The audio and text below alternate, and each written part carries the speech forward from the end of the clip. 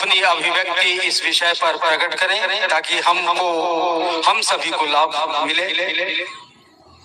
गंभीरता से सुनिएगा इस विषय को, हर विषय को हमको आपको गंभीरता से सुनना है।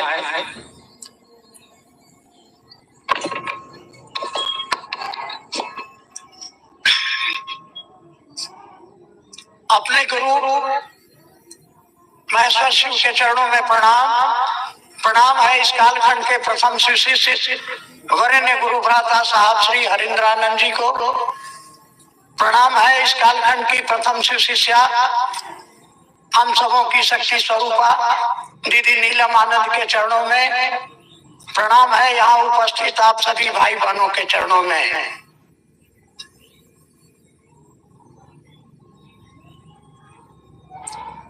हम यहाँ उपस्थित हुए हैं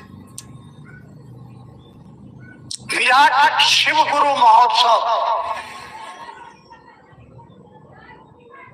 जब कोई जीवन में खुशखबरी आती है तो महादेव हम लोग उत्सव मनाते हैं, और ये है महोत्सव, यानी बहुत बड़ा उत्सव मना रहे हैं। क्यों? इसलिए मना रहे हैं कि गुरुओं के गुरु, जगत गुरु, देवों के देव महादेव महेश्वर शिव हमारे आपके जीवन में गुरु के रूप में उतरे हैं। इससे बढ़िया आनंद का विषय और क्या हो सकता है।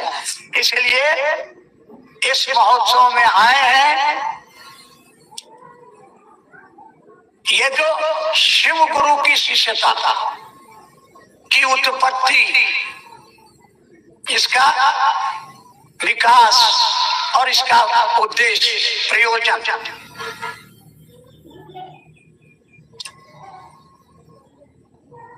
अब मान्यता है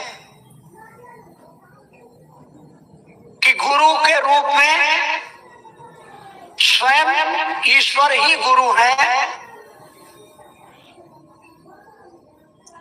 इस कालखंड में जगत गुरु भगवान शिव की शिष्यता और उनके गुरु स्वरूप से जुड़ने की परंपरा का प्रारंभ होता है हमारे इस कालखंड के प्रथम शिष्य वरेण्य गुरु भ्राता साहब श्री हरिंद्रानंद जी, जिन्होंने अपने जीवन के प्रारंभिक 15 वर्षों में तरह तरह के गुरुओं, तांत्रिकों, औघड़ों को अपना गुरु माना।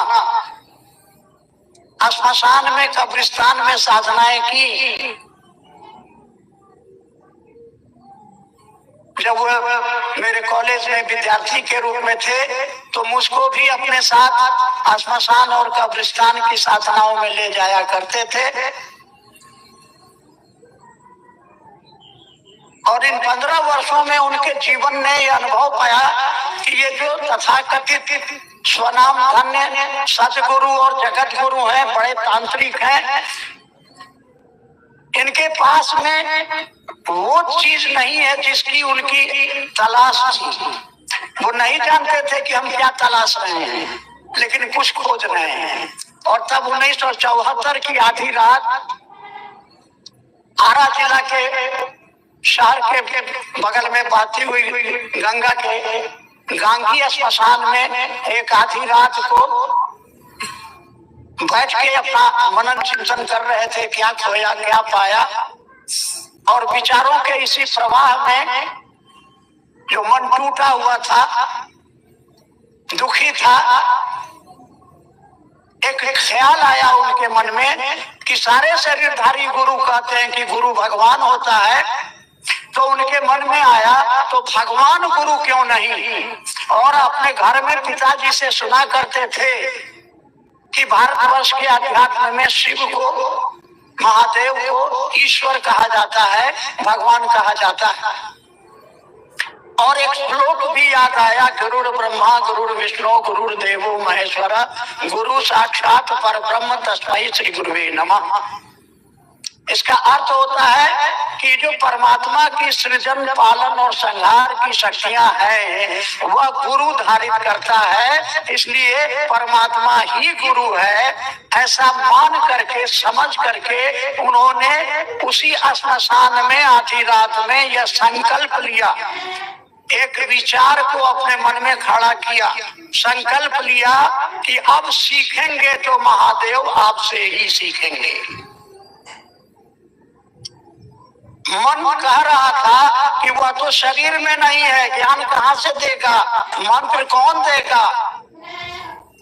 लेकिन उनका हिसाब बता रहा था कि जब शरीरधारी आदमी भगवान हो सकता है, जब सारी शक्तियां वह ईश्वर अपने अंदर धारित करता है, तो गुरु क्यों नहीं हो सकता है। और उन्होंने शिव को न कुछ छोड़ने का संकल्प लिया, बस शर्त लगा दी। आपको जान के आश्चर्य होगा, आज तक गुरुओं ने शर्त लगाई थी, चेला बनना है तो आओ, हाई छोड़ के आओ, हाउ छोड़ के आओ, तब चेला बनाएंगे। और हमारे साहब श्री ने क्या हमने गुरु बना लिया, लेकिन आप तो शरीर में है नहीं, हमको पूछना होगा तो कहाँ जाएंगे। और हम बहुत ठगाए हुए आदमी हैं, इसलिए हमारा 3 पहला, आसमान से उतरोगे तो गुरु नहीं मानेंगे, क्योंकि श्मशान की साधना के क्रम में बहुत बार देखा कि आसमान से दिव्य शरीर धारण करके महादेव का रूप धारण करके, और कुछ देर के बाद पता चला कि तो प्रेत है।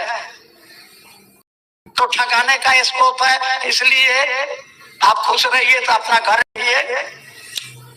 अगर आप महादेव के रूप में जो कैलेंडर में दिखाई देता आइएगा, आप तो गुरु नहीं मानेंगे। दूसरी शर्त, मनुष्य के रूप में आके बोलिएगा कि मैं ही महादेव हूँ। तो रावण भी राक्षस था, साधु वेश में गया सीता जी को हरण करके लंका ले गए। तो कौन भरोसा है भैया कि आदमी के रूप में कोई आके बोलेगा कि हम ही महादेव हैं और ठगा जाए, तो हम ठगाए, अब और नहीं ठगाएंगे। और तीसरी शर्त रख दी कि अब तक जो हमने गुरुओं से सीखा है, जो करते आ रहे हैं, नहीं करेंगे, न माला फेरेंगे, न दिया जलाएंगे, न हाई करेंगे, न हाउ करेंगे, कुछ नहीं करेंगे। अब आपको हमसे जो करवाना है करवाइए। और छोड़ दिया, बैठ के रोते थे। दीदी नीलम आनंद ने मुझको बताया था उन दिनों के बारे में कि वो अकेले में बैठ के रोते थे कि कोई नहीं, किसी किताब में नहीं लिखा है कि कैसे शिव का शिष्य बना जाए, क्या किया जाए, कोई बताने वाला नहीं। तो रोते थे अकेले में बैठ करके। और देखिए सब कुछ छोड़ दिया उन्होंने, हम और आप नहीं छोड़ते हैं। 5 को भजन गावे करेंगे, अगरबत्ती दिखावे करेंगे, लेकिन साहब ने करके दिखाया। शर्तों में गुरु को बांध दिया और गुरु ने शर्त का पालन किया। 75 में तुर्की में अपने दरवाजे पर कुर्सी लगा के आम के पेड़ के नीचे बैठे हुए हैं, हाथ में चाबी का गुच्छा घूम रहा है, कुछ सोच रहे हैं। अचानक लगा कि जो सांस अंदर जा रही है इसके साथ नमा गया, और जो सांस निकली तो शिवाय निकला। और मुंह से आवाज निकलती है कि रे रे रे, ये न खोजत रहनी। आंगन में बैठी माँ पूछ रही है का भुलाई रहा, हाथ से चाबी गिर गई। दोबारा फिर कान में आवाज टकराई, होश में आए, चाबी उठाई और कहा कि चाबियां गिर गई है। अध्यात्म की कुंजी मिल गई, न कोई आदेश मिला न कुछ मिला। और साहब ने कहा कि हमने शिव को गुरु माना था केवल चमत्कार सीखने के लिए। क्या चमत्कार, पढ़िएगा अनमिला घर किताब में बहुत सारे चमत्कार वहां हुए हैं। तो वो चमत्कार और गुरु चेतना का परिमार्जन करते हैं, उनको शक्ति आ गई। जो सोचते थे उनके सामने कोई टुकड़ा रोता था, वो सोच लेते और उसका टुकड़ा दूर हो जाता। तो मन में भय आया कि कोई जिन, कोई भूत प्रेत हमको पकड़ लिया है क्या। तो पहली बार अपनी सूचना दी अपने श्रीमती दीदी नीलम आनंद को कि मैंने शिव को गुरु माना। 8 वर्षों तक उन्होंने किसी को नहीं कहा, लेकिन उनके संपर्क में आने वाले लोगों की जिंदगी में खुशहाली आने लगी, उनके दुख दूर होने लगे। और तब उनके मन में आया, वो लिखते हैं शिष्यानुभूति में कि अध्यात्म में आए इस आह्लाद ने उनके मन में ये प्रेरणा जगाई, अंतः प्रेरणा जगी कि ये जो अध्यात्म में संक्रांति आ गई है, अध्यात्म के नाम पर, पूजा पाठ के नाम पर लोगों की जिंदगी बर्बाद हो रही है और घर में तबाही और बर्बादी का मंजर दिखने को मिलता है। क्यों नहीं लोगों को शिव से जोड़ा जाए। और तो 1982 में पहली बार जब मधेपुरा जिला में मजिस्ट्रेट बन करके गए, बचपन के साथी आए और उन्होंने जब कहा कि हाकिम जाने छिए कि महादेव गुरु छथिन, तो इनको धक्का लगा कि 8 वर्षों तक जिस रहस्य को हमने सीने में छिपा के रखा, इसको कैसे मालूम। बताया लोगों ने कि तो किताबों में लिखा है। हमारे साहब श्री कहते हैं कि शिव को गुरु मानने के 8 वर्षों के बाद मुझको मालूम हुआ कि शिव गुरु है, आदि गुरु है, जगत गुरु है। ये कहानी आप सभी जानते हैं। 82 में ही उन्होंने एक परीक्षा देनी पड़ी उनको सिंहेश्वर स्थान मंदिर में जाकर के कि महादेव को प्रसाद खिलाइए तो आपकी बात मानेंगे। और उन्होंने कोई अंतर मंतर नहीं पढ़ा, केवल कहा बुढ़ाओ इज्जत रखी हो, और महादेव ने प्रसाद ग्रहण कर लिया। 65 में बेगूसराय में आकाशवाणी हुई, तुम जो करते हो कहते नहीं हो। उत्तर दिया साहब ने कि मैं जो करता हूं वही कहता हूं। आवाज आई असत्य बोलते हो। साहब ने उत्तर दिया मेरी आदत नहीं झूठ बोलने की। आवाज आई क्या करते हो। साहब ने उत्तर दिया मैं लोगों को शिव का शिष्य बनाता हूँ। आवाज आई करने के लिए क्या कहते हो। और तब चुप लगा गए। इनको समझ में आ गया कि गलती है, मैं जो करता हूँ वो कहता नहीं हूँ। मैं लोगों को शिव शिष्य बनाता हूँ, लेकिन लोगों को शिव शिष्य बनाने के लिए नहीं कहता हूँ। आवाज ने कहा जो करते हो करने के लिए कहो। यानी गुरु के द्वारा साहब श्री को ये प्राधिकृत किया गया, ऑथराइज किया गया क्या कि लोगों को शिव का शिष्य बनाना। चलिए,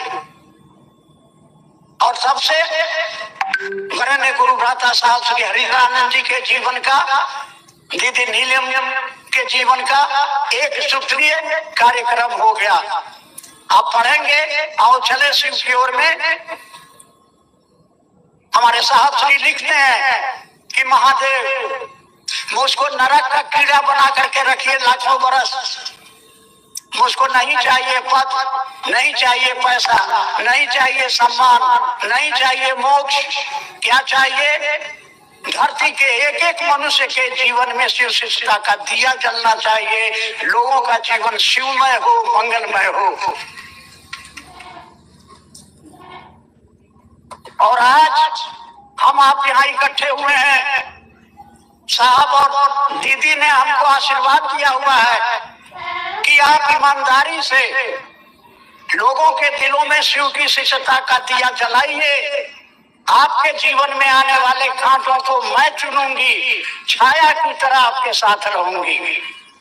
हमारे साहब श्री हरिरानंद जी ने कहा कि आप इस काम को ईमानदारी से करिए। किस काम को। लोगों के दिलों में शिव की शिष्यता का दिया जलाने के लिए, ताकि उनका जीवन शिवमय हो, उनका जीवन सुखमय हो। कर भला तो हो भला, आपका भी भला होगा। और याद रखिए 2 बातें उन्होंने की। पहली बात, इस धरती पर रहो लेकिन धरती का होके मत रहो। आप यहाँ आए हैं, फिर लौट के अपना अपना घर जाइएगा। धरती पर हम भी आए हैं, एक दिन लौटेंगे, तो क्या दे के जाएंगे इस धरती को, क्या लेके जाएंगे इस धरती से। तो ये जो 3 सूत्र मिला है, ये 3 सूत्र, पहला सूत्र जो आया नमन का, नमः शिवाय, झुकना सीखिए। साहब ने अनमिल आखर आओ चले शिव की ओर में लिखा, अकड़ और अहंकार अध्यात्म में बाधक है। वरीयता के अहंकार को छोड़ो, जो समाज और गुरु के सामने नहीं झुक सकता है वो शिव का शिष्य नहीं हो सकता है। शिव का अनुचर बनो। वह शिव जो सत्य है, शिव है और सुंदर है, वह लोगों के लिए उसने जहर पिया है। हमको और आपको भी दुनिया के जहर को पीना है और लोगों की जिंदगी में शिव शिष्यता का दिया जलाना है। तो इसी संकल्प को याद करते हुए यहाँ से प्रसाद के रूप में लेके जाइए, जो हमारे इस विराट शिव गुरु महोत्सव का प्रयोजन हमारे वरण्य गुरु भ्राता साहब श्री हरिहरानंद जी के द्वारा ये जो शिव शिष्यता का राजमार्ग हमको दिया गया है, इसका एक ही उद्देश्य है और वह उद्देश्य है कि धरती के एक एक आदमी के जीवन में शिव शिष्यता का दिया जलाना है, ताकि उनका जीवन शिवमय हो, मंगलमय हो। साहब ने कहा कर भला तो हो भला। इसी उद्देश्य के साथ, इसी संकल्प के साथ हम यहाँ से जाएंगे और मनसा वाचा कर्मणा कोशिश करेंगे कि हमारे साहब जी के इस संकल्प को पूरा करने में हमारा भी थोड़ा उपयोग गुरु की दया, साहब जी के आशीर्वाद से हो जाए, क्योंकि करते वही हैं, कराते भी वही हैं। चलिए इन्हीं संकल्प के साथ, इसी मनसा के साथ कि आप सभी यहाँ से जाएंगे और साहब जी के संकल्प को पूरा करने। एक बात और, साहब ने अपने मुखारविंद से कहा कि संत मरते नहीं है, इसलिए इस धोखा में मत रहिएगा कि साहब शरीर में नहीं है। साहब हैं, हमारे आपके दिलों में है। नंबर 2, साहब ने जो संकल्प दिया है कि लोगों के दिलों में शिव की शिष्यता का दिया जलाना है, हमारे बहुत भाई बहन कहते हैं कि फुर्सते नहीं मिले छे, हमको समय नहीं मिलता है। मेरा कहना है, अच्छा लगे या बुरा लगे, हम तो कहेंगे हमको पेंशन मिलता है तो बेटा के नाम पर, पोता के नाम पर, पोती के नाम पर बैंक में जमा कर देते हैं, कुछ अपने ऊपर भी खर्चा कर देते हैं। तो हम अपने महादेव के लिए, अपने साहब जी के लिए 50 रुपया महीना में नहीं दे सकते हैं? जरा सोचिए तो, कि हमको रांची से यहाँ आना था, पैदल नहीं आ सकते थे, कार से आए, पैसा दे के आ गए। हमको बीमारी नहीं ठीक हो रहा, डॉक्टर तो पैसा दिए, डॉक्टरवा हमको ठीक कर दिया। तो हम अगर 50 रुपया महीना अपने संस्था को, जो साहब और दीदी ने बनाया, इस उद्देश्य से बनाया कि ये हमारा संस्था काम करेगी, तो उस साहब के संकल्प की दिशा में मनसा वाचा कर्मणा, मुंह से, मन से सोच भी नहीं सकते हैं कि हे महादेव दया कीजिए कि दुनिया का एक एक आदमी शिव का शिष्य बने। आप सोच भी नहीं सकते। अपने महादेव के लिए, अपने साहब दीदी के लिए 50 रुपया नहीं दे सकते हैं। सवाल उठाते हैं कि पैसा का क्या होता है, शराब पीते हैं, लफ्साजी करते हैं। साहब ने समझाया है, आपने जिस नियत से दिया है पैसा किसी को, उसका फल आपको मिलेगा। उसका दुरुपयोग किसी ने किया है तो उसकी सजा उसको भुगतनी पड़ेगी। तो आप अपनी नियत ठीक रखिए। क्या नियत है? मैं नहीं जा सकता, मैं नहीं बोल सकता, मेरा पैसा मदद करेगा, ताकि विश्व के कोने कोने में हम शिव शिष्यता की बात को लोगों तक पहुंचाए। कोई ये कहे नहीं कि हमको तो पता नहीं था कि हम महादेव को गुरु मनाते। चलिए, मेरी बात अच्छी लगी हो तो इसको आप प्रयोग में लाइए, और नहीं तो कोई बात नहीं। इन्हीं शब्दों के साथ आप सभी के लिए शुभकामना करते हुए प्रणाम।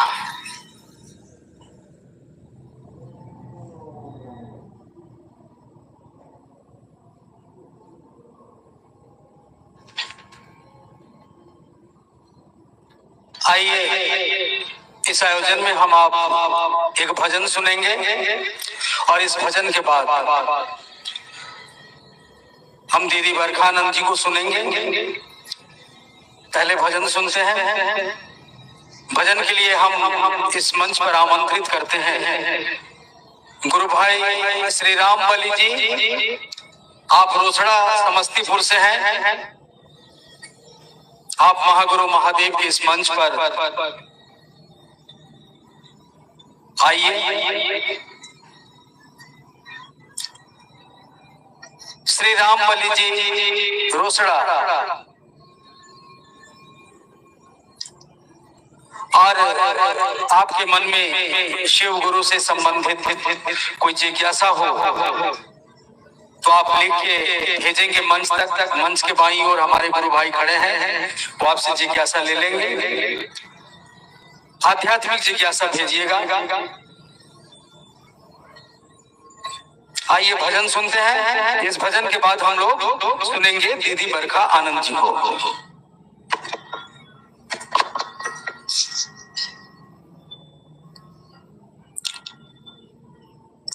मैं सबसे पहले अपने गुरु शिव संग मैया भवानी के चरणों में नमन करते हुए इस कालखंड के प्रथम शिव शिष्य वरेण्य गुरु भ्राता साहब श्री हरिरानंद परम पूजनीय दीदी नीलामानंद के चरणों में नमन करते हुए इस परिक्षेत्र में उपस्थित तमाम भाई बहनों के चरणों में प्रणाम करते हुए इस ध्वनि विस्तारक यंत्र से जहां तक आवाज आ रही है, सुनने वाले तमाम प्रियापन के चरणों में मेरा बारंबार प्रणाम है, स्वीकारो।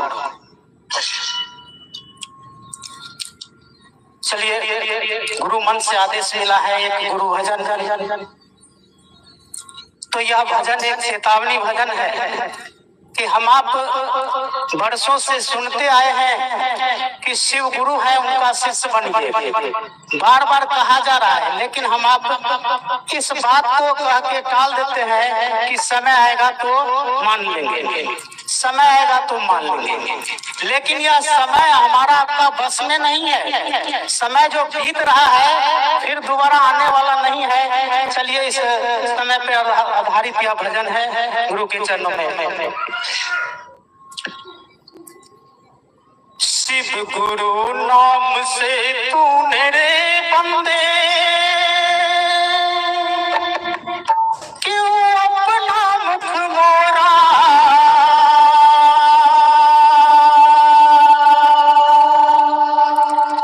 शिव गुरु नाम से तूने रे बंदे क्यों अपना मुख मोड़ा, जाए समय का घोड़ा,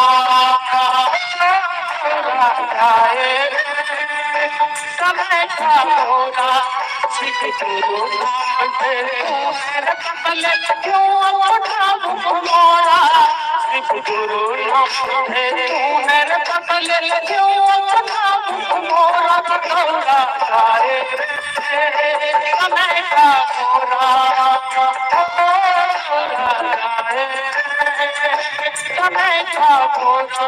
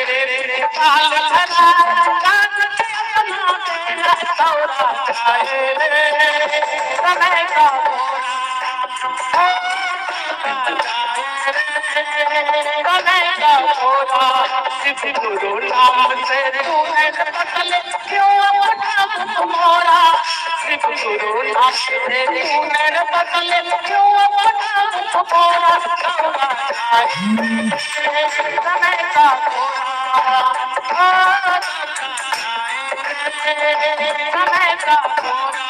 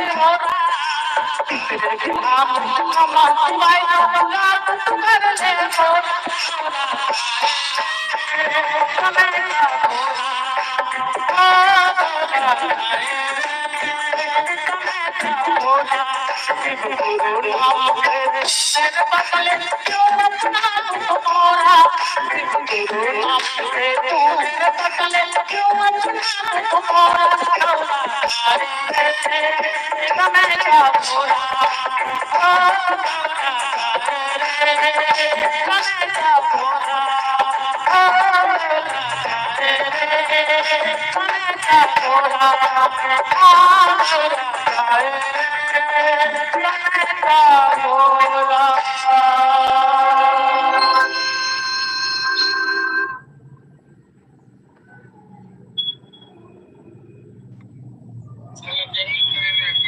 आइए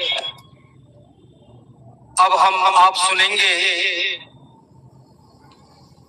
जो साहब श्री हरिंद्रानंद जी, जो आध्यात्मिक जगत में शिव के शिष्य हैं, उनके हृदय का आह्वान है ये पूरे कायनात के लिए, पूरी सृष्टि के लिए, त्रिभुवन के लिए। यह आवाज है साहब श्री के हृदय की कि आओ चले शिव की ओर।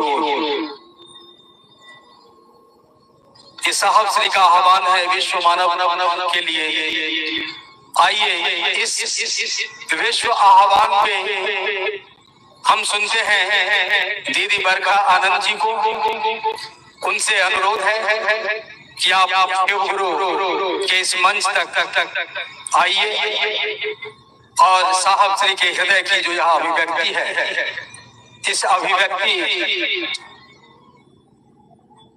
को हम आपके माध्यम से सुनना चाहेंगे।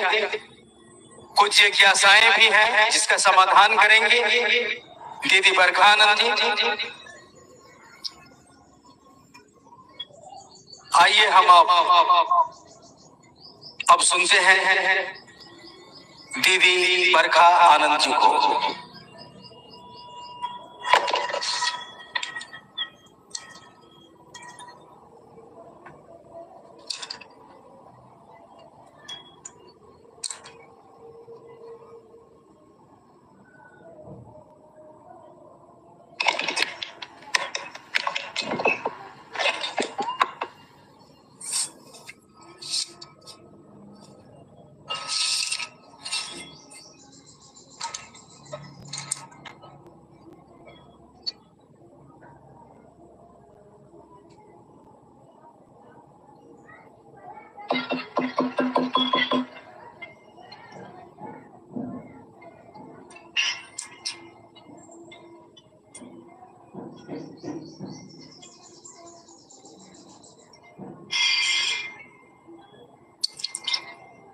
मेरे गुरु महेश्वर शिव के चरणों में मेरा प्रणाम है। इस कालखंड के प्रथम शिव के शिष्य और हम सबों के परम आदरणीय वरेण्य गुरु भ्राता साहब श्री के चरणों में मेरा प्रणाम है। शक्ति स्वरूपा माँ नीलम आनंद जी के चरणों में मेरा प्रणाम है। समस्तीपुर जिले के इस रोसड़ा प्रखंड में मैदान में उपस्थित आप सभी गुरु भाई और गुरु बहन के चरणों में मेरा प्रणाम है। इस धरती को प्रणाम है जिस जिले की धरती पे साहब और दीदी का बार बार आगमन हुआ और शिव शिष्यता की दिशा में लोग चले और हम सब भी इसी निमित्त आज यहाँ बैठे हैं। शिव गुरु महोत्सव कहीं भी हो, उसका एकमात्र उद्देश्य एक ही होता है कि हम सब ने शिव को अपना गुरु बनाया है। शिव जो भगवान है, ईश्वरों के भी ईश्वर है, भगवान शिव को अपना गुरु बनाने की बात हम सब ने की और जितना भर हम सबका सामर्थ्य है, निर्बल ही सही, जितना भर सामर्थ्य है उसी सामर्थ्य में अपने गुरु के लिए कुछ करने का प्रयास करते हैं, कोशिश करते हैं। क्या हो पाता है ये तो हम नहीं जानते, ये तो गुरु समीक्षा करेंगे। लेकिन आइए इस शिव गुरु महोत्सव में हम सब अपने साहब और दीदी की बातों को याद करते हैं। साहब कहते हैं कि भारत के, इस देश के, भारत के आध्यात्मिक जितनी भी चीजें हैं उसका जब सिंहावलोकन हम करते हैं सिंहावलोकन कहा जाता है कि जब एक शेर, जिसको जंगल का राजा कहा जाता है, किसी भी जंगल में बहुत सारे पशु पक्षी होते हैं, बहुत सारे जानवर होते हैं, लेकिन उस जंगल का राजा एक शेर होता है। शेर जो राजा है, सबकी देखभाल की जिम्मेदारी है उसके ऊपर। वो जब जंगल के बाहर निकलता है और पीछे मुड़कर पूरे जंगल को अपनी एक दृष्टि से देखता है, समान सबके लिए एक दृष्टि, एक नजर से जब वो देखता है, उसको कहा जाता है सिंहावलोकन। तो भारतीय आध्यात्म के सिंहावलोकन से ये पता चलता है कि प्राचीन समय से, अति प्राचीन समय से शिव की पूजा का प्रचलन दुनिया में रहा है।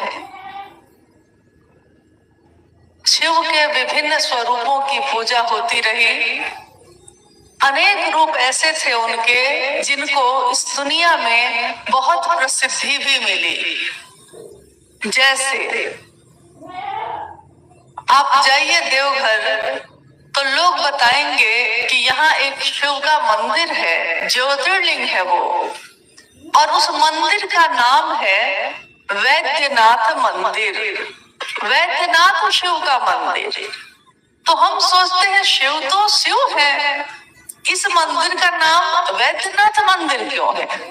यानी जिसने भी स्थापना की, उसकी जो अनुभूति होगी, उसने शिव को जैसा जाना है, उसने जाना कि वैद्य के यानी जड़ी बूटी से, जंगल से, पत्ता से, छाल से जो दवाएं बनती रही, जो चिकित्सा होती रही, उस रास्ते में भी सर्वोच्च शिखर पे जो बैठे हैं, वैद्य के भी वैद्य, वेदों के भी वैद्य, महावैद्य यानी वैद्यनाथ महादेव, उनकी पूजा होती रही। ज्योतिर्लिंग के रूप में प्रतिदिन काफी भीड़ होती है, प्राचीन समय से होती आई है। बनारस चले जाइए, बनारस में शिव का मंदिर है, वहां भी है तो मंदिर शिव का ही, लेकिन उस मंदिर के बारे में नाम जब आएगा तो कहते हैं लोग कि ज्ञानवापी महादेव, ज्ञानवापी महादेव का ये मंदिर है।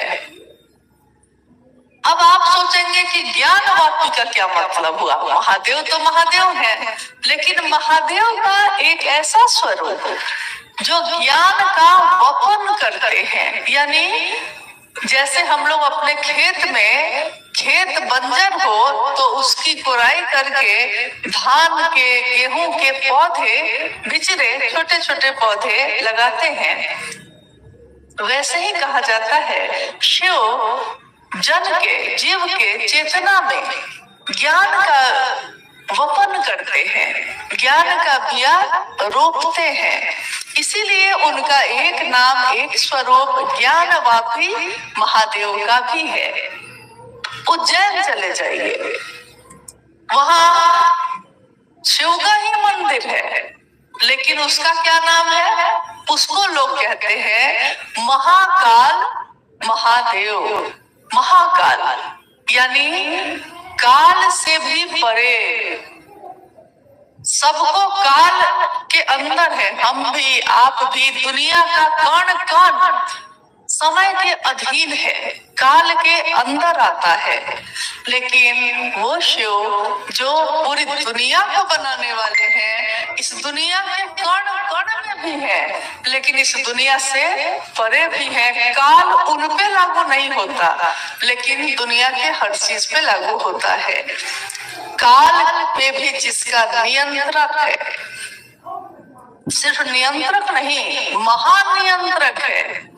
काल जिससे डरता है, काल भी जिसके अंदर में है। महादेव का एक स्वरूप महाकाल का, उसकी भी पूजा हुई।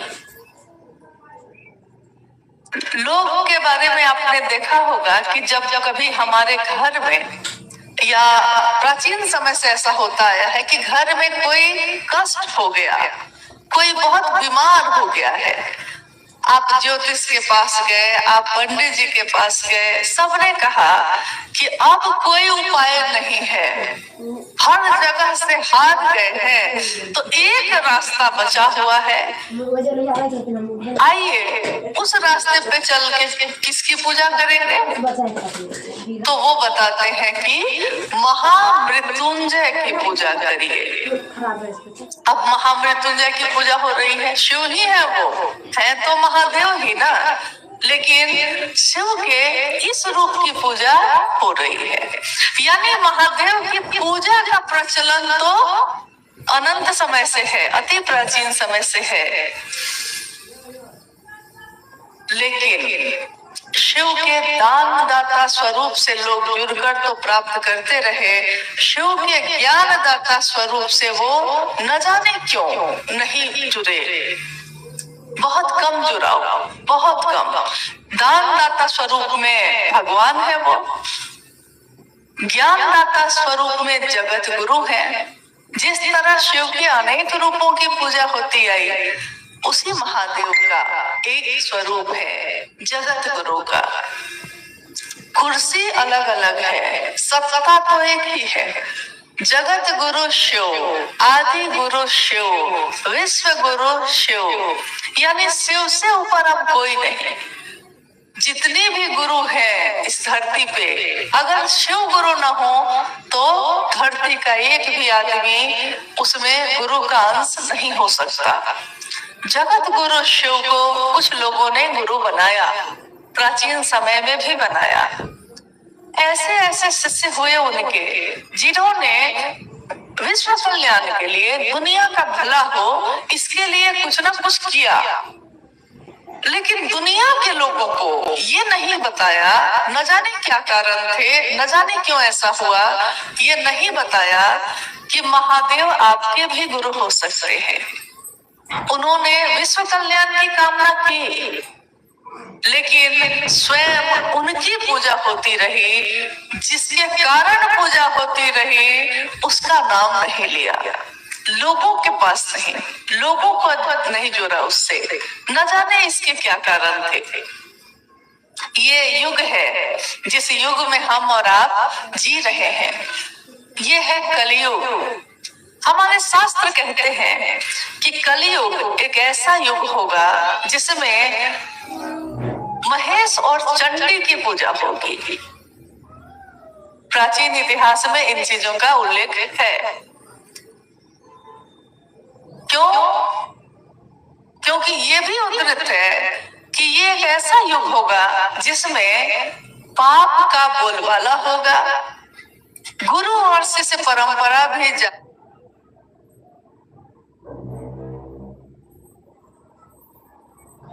रहेगी, लोग धर्म से विमुख हो जाएंगे और नैतिकता का पतन होता चला जाएगा। शास्त्र जिसमें एक आता है शिव पुराण, शिव पुराण में उल्लेख है कि जब ऐसा होगा तो सारे संसार के लोगों के सामने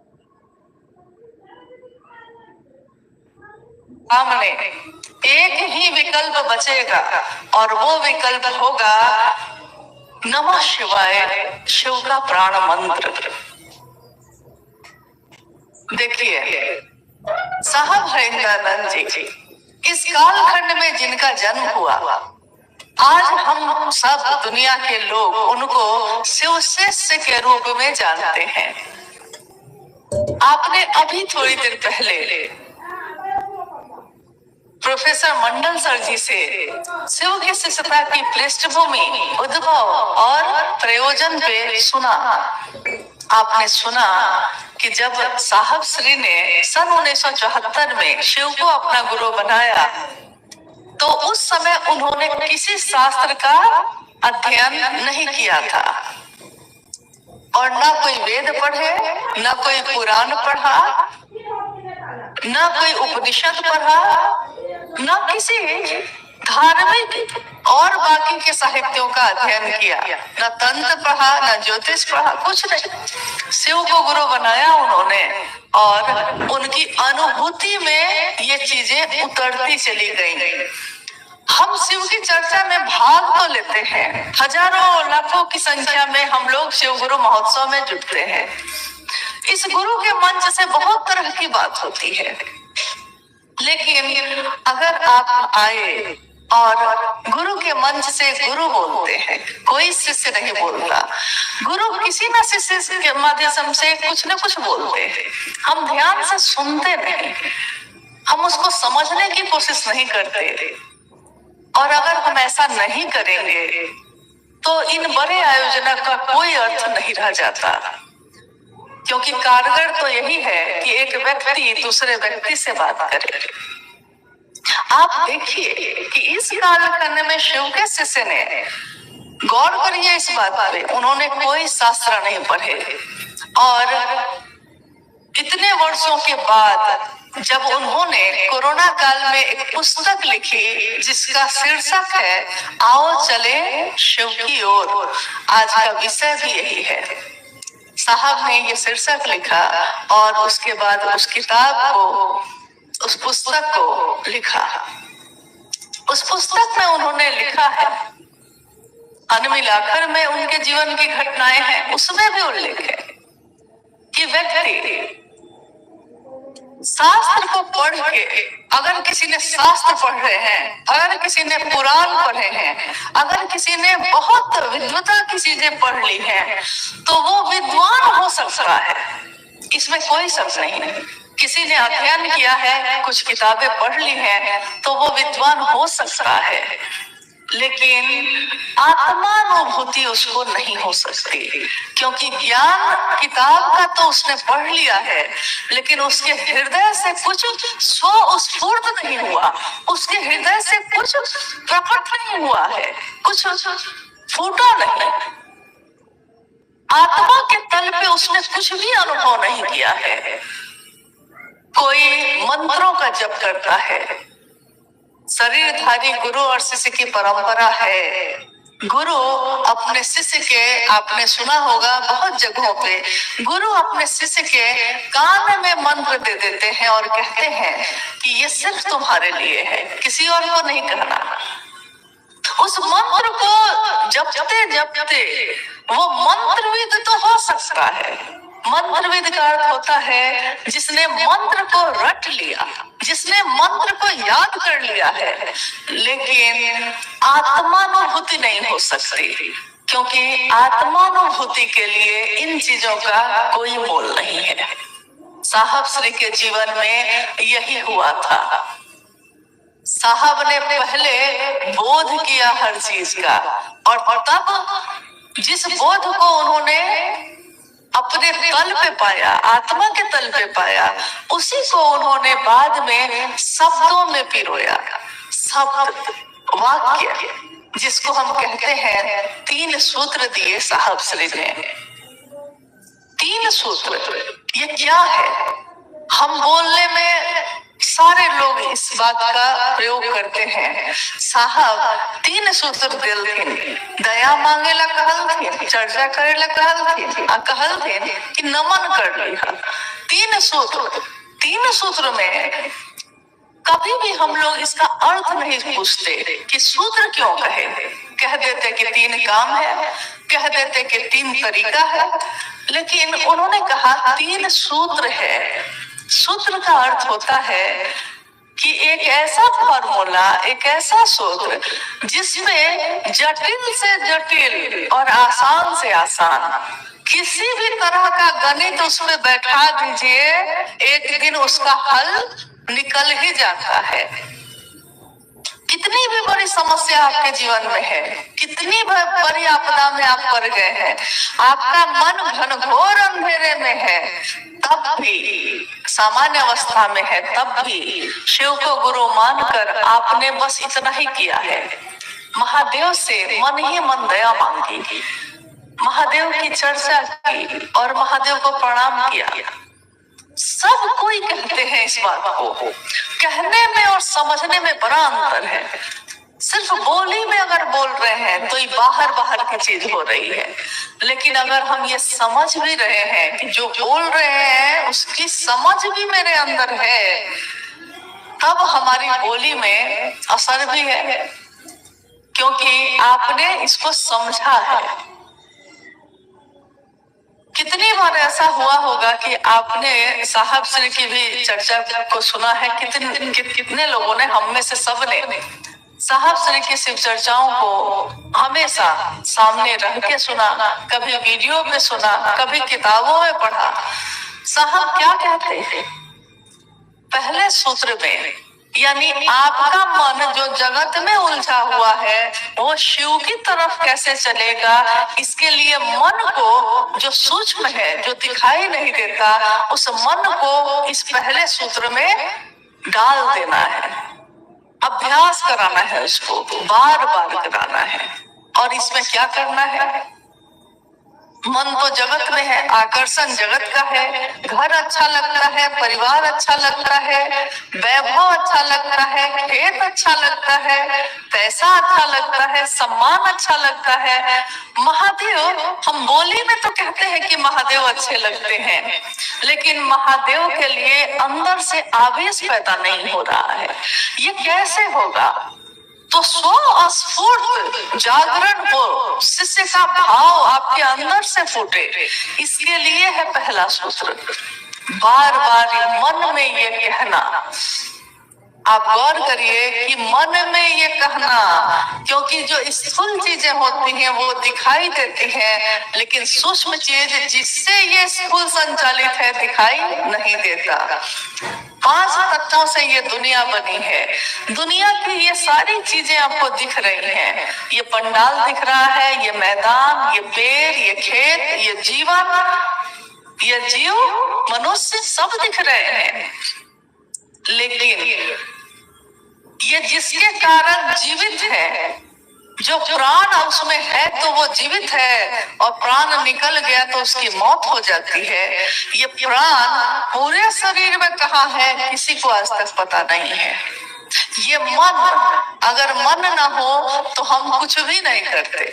हर बात में हम कहते हैं आज हमारा मन नहीं है, आज हमको अच्छा नहीं लग रहा, मेरे मन को अच्छा नहीं लग रहा। कभी हम कहते हैं कि मन को बड़ा अच्छा लगा, यानी आप अपनी नहीं, मन की ही बात कर रहे हैं बार बार, और उस मन में शिव की दया की मांग है, हे शिव। और ये सिर्फ क्या है, वाक्य नहीं है, ये पंक्ति नहीं है, इसमें एक शिष्य इसके अर्थ को समझकर और तब बोल रहा है, हे शिव आप मेरे गुरु हैं। और ये कौन बोल रहा है? क्या आपके होठ बोलते हैं? नहीं, आपका मन बोल रहा है, क्योंकि मानसिक संप्रेषण देना है। ये मन ही मन ये कहना है, हे शिव आप मेरे गुरु हैं, मैं आपका शिष्य हूँ, मुझे शिष्य पर दया कर दीजिए। ये शिष्य कौन है? क्या ये शरीर है? क्या मेरे हाथ है, मेरे पैर है? ये शिष्य मेरा मन बनेगा। कोई भी रिश्ता भाव पे ही बनता है, मन ही बनाता है, अपना भी या पराया भी। हम बार बार इस बात को कहते हैं, मुझे शिष्य पर दया कर दीजिए। गुरु, इसके अंतर को हमको समझना होगा। भगवान के रूप में जो जैसे पुकारता है, मांगता है, मनोकामना की पूर्ति होती है, लेकिन गुरु के रूप में महादेव दया करते हैं, दया आ रही है, लेकिन यहाँ पात्र के जगह पे पानी गिर रहा है, बाल्टी है, तब पानी उसमें एकत्रित हो रहा है। शिव की दया आ रही है, लेकिन शिष्य भाव होगा तो शिव की दया उसी भाव में होती है। महादेव की दया जो होती है अहेतु की भी है, कारण नहीं चाहिए उनको दया करने के लिए ईश्वर के रूप में, लेकिन गुरु के रूप में साहब श्री की उस पंक्ति को याद करिए जिसमें उन्होंने कहा है कि गुरु की दया गुरु आदेशित अनुसार करने भर से मिलती है। गुरु की दया, गुरु का जो आदेश है बस उतना ही भर करने से मिल जाती है। और गुरु का आदेश क्या है आपने अभी सुना है तुरंत थोड़ी देर पहले कि आकाशवाणी हुई, साहब श्री से उस आवाज ने कहा कि तुम क्या करते हो, और उस आवाज ने अंत में कहा कि जो तुम करते हो वो दूसरों को करने के लिए कहना, जो तुम करते हो। साहब श्री ने क्या किया था? क्या उन्होंने बड़ी बड़ी व्याख्या की थी? क्या उन्होंने बहुत तरह के सत्संग और प्रवचन में भाग लिया था? नहीं, उन्होंने मन ही मन शिव को अपना गुरु बनाया था और दूसरों को शिव से बनने के लिए प्रेरित कर रहे थे। यानी ये काम वो वर्षों से कर रहे थे, लेकिन ये उनको उस समय तक पता नहीं था कि यही काम हमको दूसरों को भी करने के लिए करना है। गुरु के आदेश में बल होता है, ताकत होती है। हम और आप कहीं भी जाते हैं, शिव चर्चा करते हैं, छोटे छोटे बड़े बड़े शिव चर्चाओं का आयोजन करते हैं। हर जगह आपने देखा होगा कि लोग को लगता है कि मैंने इस क्षेत्र में काम किया है, ये मेरा इलाका है, और इस तरफ का सारा गुरु कार्य हम देखते हैं। गुरु का कार्य जो हुआ है इसका आयोजन मैंने किया है, तो मन थोड़ा पकड़ता है इन चीजों को। और जैसे ही ये मन पकड़ता है, आप उस समय याद करिए कि क्या आपने पिछली बार कब महादेव से दया मांगी थी, पहला और तीसरा सूत्र कब किया था?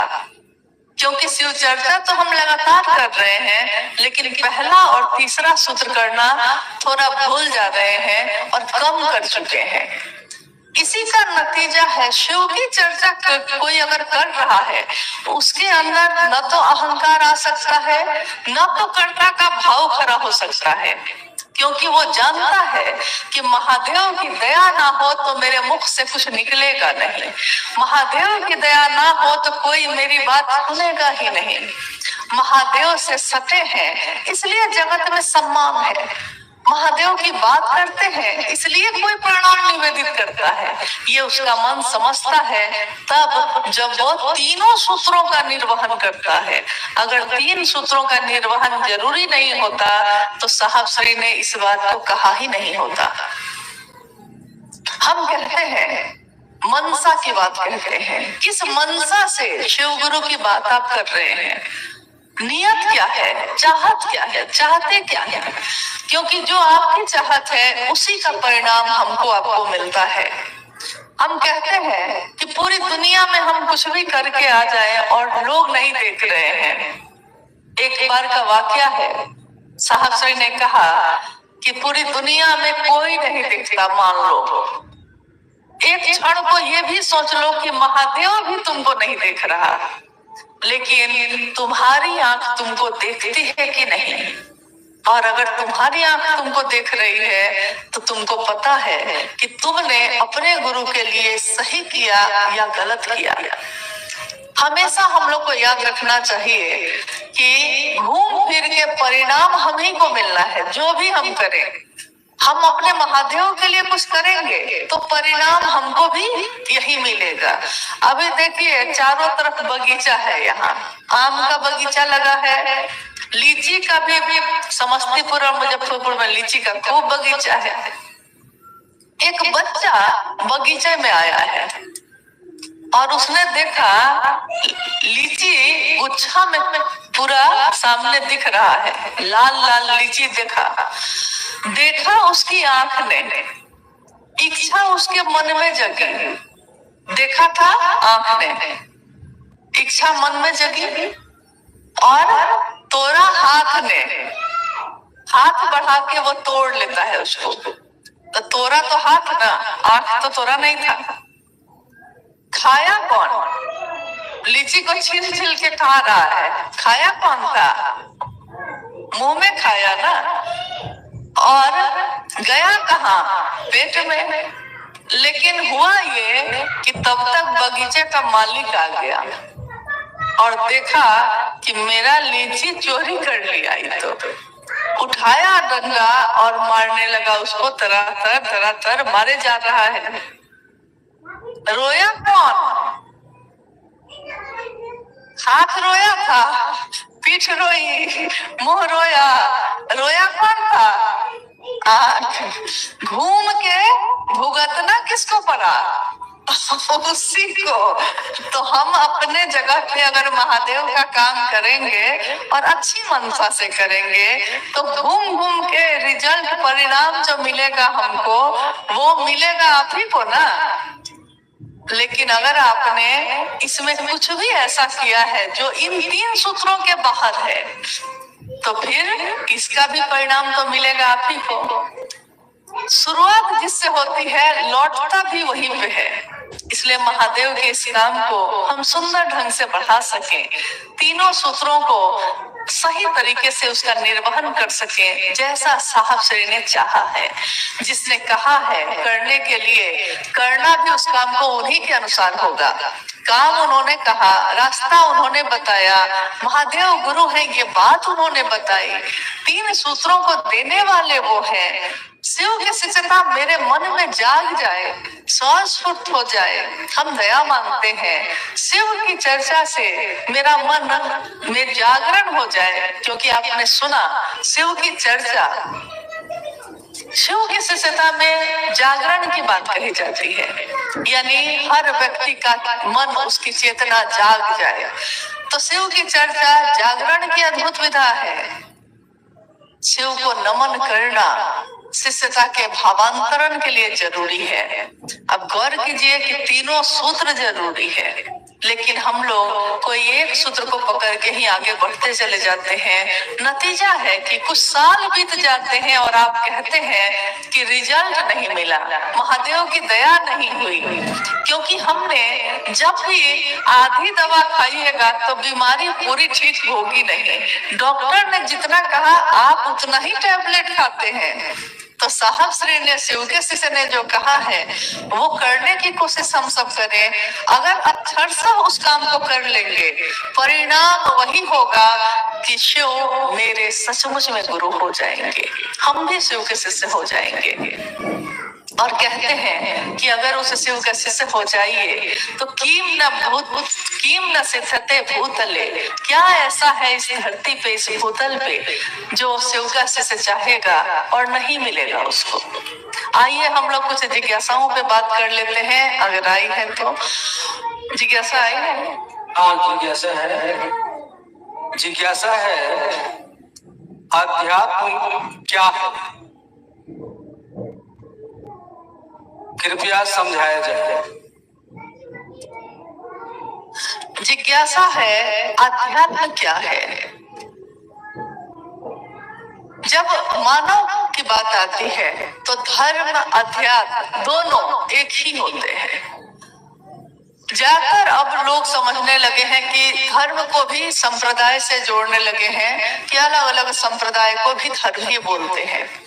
लेकिन आध्यात्म की बात जब होती है तो उसमें कोई जाति, कोई धर्म, कोई संप्रदाय, कोई वर्ण, पुरुष या स्त्री का भेद, अमीर गरीब का भेद, काले गोरे का भेद कुछ भी नहीं बचता।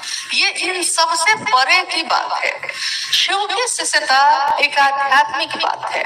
अध्यात्म एक शब्द है, इसका अर्थ होता है अपनी खोज। जो आपकी आत्मा है, जो ये जीवात्मा है, यही एक ही ऊर्जा है। अगर मनुष्य में, एक जीव में है तो जीवात्मा कह रहे हैं हम। परम सत्ता में है, परम रूप में है, अक्षय स्रोत में है तो परमात्मा कहते हैं हम। परमात्मा का ही अंश ये जीवात्मा जो मेरे इस शरीर में है, उसकी खोज। हम बाहर से तो अपने को आईने में, दर्पण में देखते हैं और सोचते हैं कि हम सुंदर हैं, हम अच्छे हैं, हम ऐसे हैं, हम वैसे हैं, लेकिन अपने अंदर हम देख ही नहीं पाते, खोज ही नहीं पाते।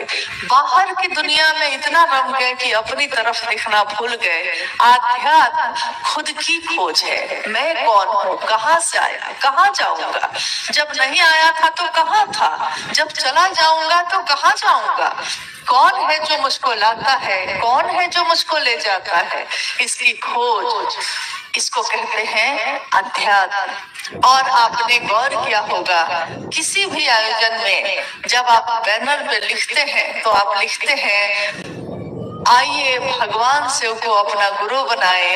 एक पूर्णतः आध्यात्मिक आयोजन, एक ऐसा आयोजन जिसमें आया हुआ हर व्यक्ति अपनी खोज में है, उसकी अपनी यात्रा है। ये तीनों सूत्र वो करता तो अपने लिए ही है, क्योंकि दूसरों से भी अगर शिव की चर्चा वो करता है तो मन तो उसका समझता है, पहुंचाने वो जाता है महादेव के पास, पहुंचता खुद भी है।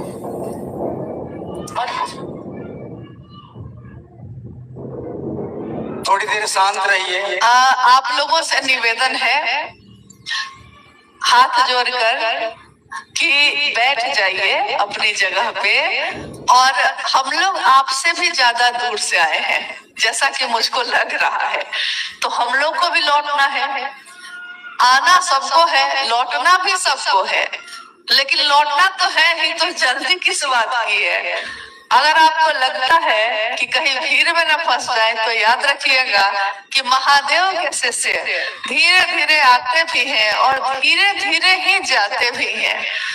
दुनिया को पता नहीं चलता, इसलिए जहाँ है शांत भाव से थोड़ी देर बैठ जाइए, जहाँ आप हैं वहीं बैठ जाइए। जिज्ञासा है कि शिव ही गुरु क्यों, अन्य देवी देवता क्यों नहीं? जिज्ञासा आपने सुनी है, शिव ही गुरु क्यों, अन्य देवी देवता क्यों नहीं है। तो प्रश्न में ही उत्तर भी छिपा है, क्योंकि अन्य देवी देवता कोई युद्ध की देवी है, कोई ग्रहों के देवता है, कोई स्थिति उत्पत्ति के देवता है, कोई पालनहार है, कोई कुछ है। यानी वो गुरु का काम नहीं करते, तो जो गुरु का काम करेगा हम उसी से न पढ़ने जाएंगे। जो ज्ञान देने की जिम्मेदारी लेते हैं शिष्य उन्हीं से ज्ञान लेने जाता भी है। शिव के बारे में कहा गया कि शिव ने कहा कि ब्रह्मा उत्पत्ति का काम करेंगे, विष्णु स्थिति का करेंगे, और मैं स्वयं जीव को ज्ञान देने का काम करूंगा।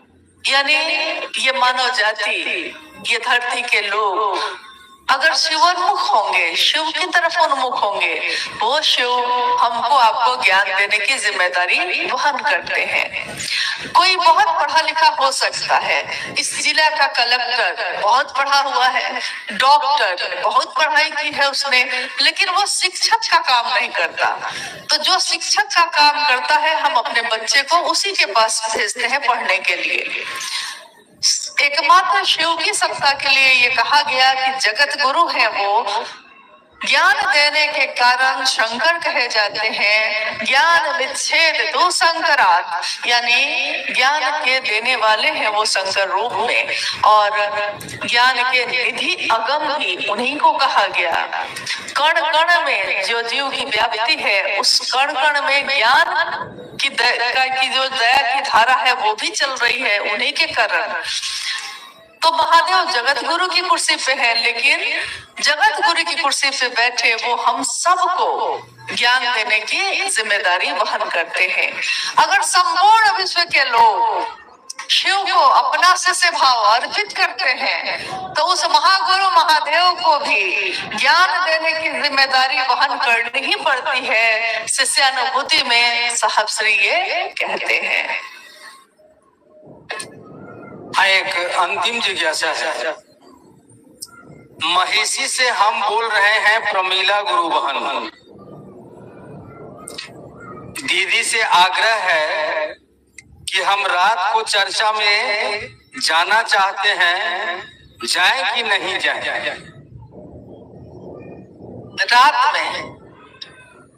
रात मतलब कितने बजे ही बताना चाहिए उनको। खैर, महिषी से कोई गुरुवान है जिन्होंने ये जिज्ञासा भेजी है। हमारे अंदर जो पैदा होगा, जो प्रश्न होगा वही हम देंगे। तो उन्होंने लिखा है कि मैं रात में चर्चा में जाना चाहती हूँ, जाएं या नहीं जाएं।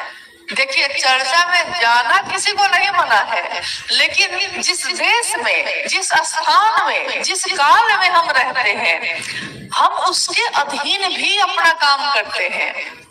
रात बनाई गई है सोने के लिए, सोइए, अपने घर परिवार को देखिए और दिन में शिव चर्चाओं में जाइए या शिव चर्चा में किसी को बुलाइए।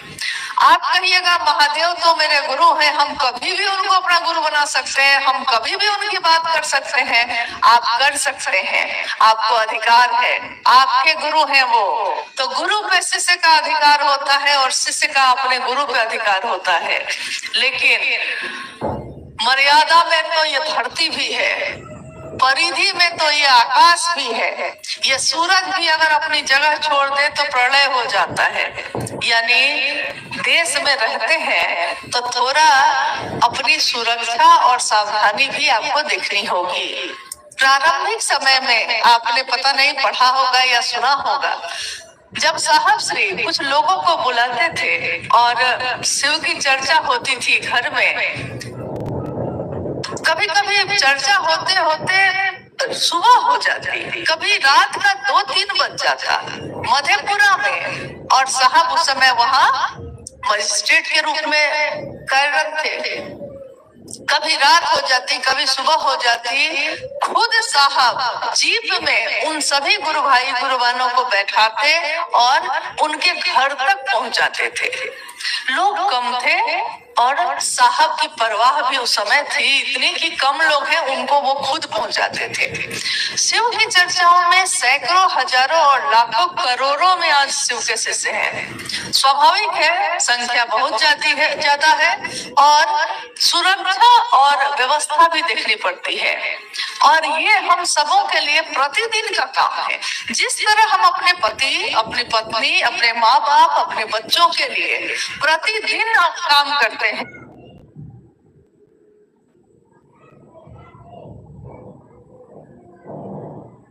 उसी तरह हम अपने महादेव के लिए, क्योंकि शिव मेरे गुरु हैं, आपके भी हैं, तो मेरे गुरु शिव के लिए प्रतिदिन हम ये काम करते हैं। महादेव की बात करते हैं, दूसरों से दया मांगते हैं, नमन करते हैं। अब प्रतिदिन जो काम होगा अगर संतुलन में नहीं होगा तो पता चलेगा कि घर की व्यवस्था भी बिगड़ गई। अगर हम रात में 10 बजे तक शिव चर्चा में ही रह जाएंगे और लौटेंगे अंधेरे में, सुरक्षा देखने वाला कोई नहीं है, घर पहुंचे हैं तो बच्चे भूख से सो गए हैं और पूरे घर की व्यवस्था चरमरा गई है। लोग कहेंगे कि शिव की चर्चा करने वाले लोग अपने घर को नहीं देखते।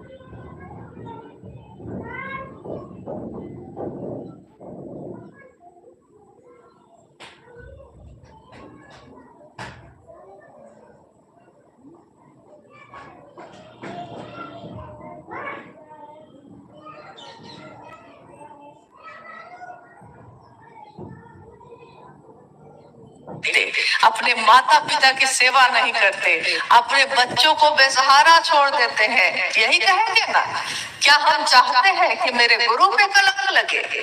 साहब श्री ने इस कलंक से बचाने के लिए ही हम लोगों के लिए कुछ निर्देश जारी किए। उन्होंने कहा कि कोई भी शिव की चर्चा दिवा काल में की जाए, या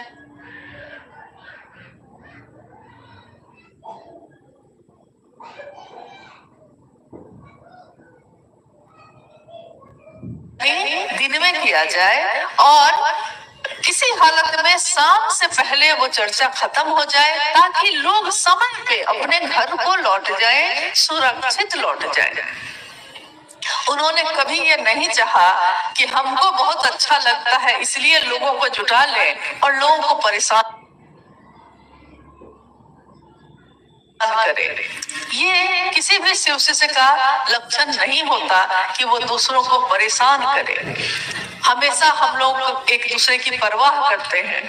कभी कभी कोई गुरु भाई आए और उन्होंने कहा कि गुरु बहना लोग चाहती हैं कि हम आए और रात 10 बजे तक चर्चा हो। साहब श्री ने कहा आपको अच्छा लगता होगा, क्या आप अपनी बहन को भी उस चर्चा में लाते हैं? तो उस गुरु भाई ने कहा कि नहीं, गुरु बहना लोग को लाते हैं।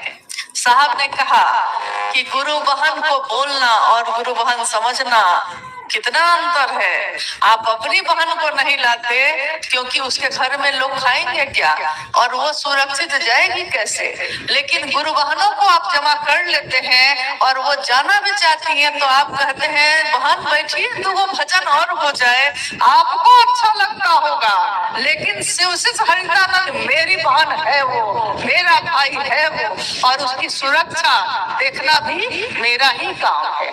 ये आपको अच्छा लगता होगा, मुझको अच्छा नहीं लगता।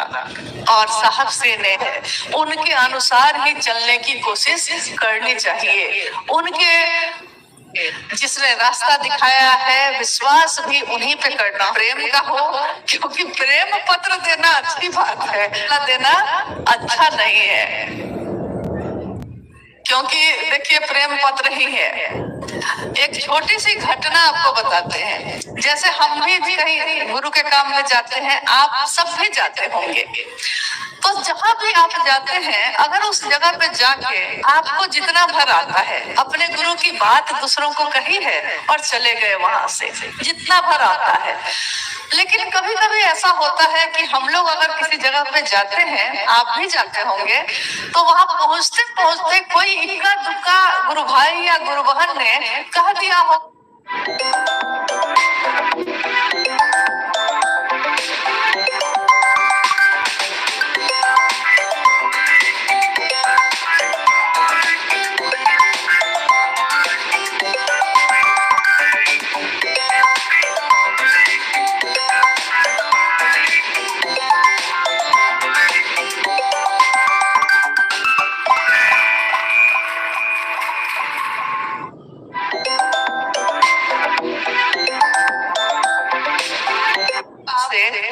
यहाँ शिव चर्चा की स्थिति बड़ी खराब है। अमुक आदमी ने ऐसा किया, अमुक आदमी ने ऐसा किया। अगर आपका मन अब उसी को याद करने लगा है तो जानते हैं क्या होता है। एक घर में उस परिवार के सारे लोग जुटे थे, पूरा सारे संबंधी रिश्तेदार सब आए हुए थे। रसोई में भोजन बन रहा था, सुगंध आई। लोगों ने कहा क्या बन रहा है आज। तो रसोइया जो खाना बना रहा था वो आया है, लेकिन उसके साथ साथ उसने एक बात कह दी। उसने कहा लेकिन उसमें कहीं हो सकता है 2-4 कंकड़ छूट गया होगा। तो ठीक सब कोई बैठ के पुलाव खाया। जब सारे लोग खा लिए तो रसोइया आया पूछने, तो परिवार के सारे लोगों ने कहा अरे भाई स्वाद पे तो ध्यान ही नहीं गया, हर कौर में सोचते थे कि कंकड़ तो नहीं पड़ गया, तो गए थे महादेव की बात करने और सुनने, और जाके कंकड़ याद रह गया तो स्वाद भी नहीं ले पाए।